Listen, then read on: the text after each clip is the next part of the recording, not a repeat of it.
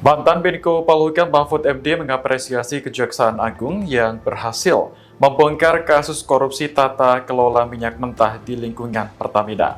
Menurutnya, terbongkarnya kasus tersebut tidak terlepas dari restu Presiden Prabowo Subianto. Ditemui di Universitas Slamet Riyadi Solo pada Kamis 27 Februari, Mahfud menilai langkah yang diambil Kejaksaan Agung adalah bukti penegakan hukum yang tegas.